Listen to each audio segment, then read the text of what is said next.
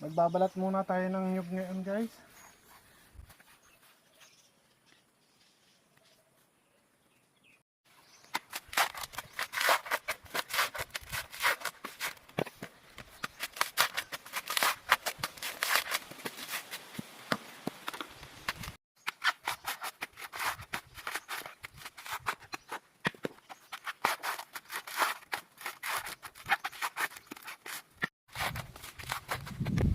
Yan guys,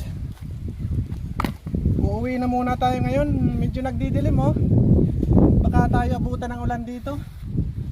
Yan ang kinakatakutan ko, yung medyo napapagod na ako tapos biglang babagsak yung ulan. Yan ako takot guys ay babalikan na lang kung sakaling hindi tutuloy yung ulan.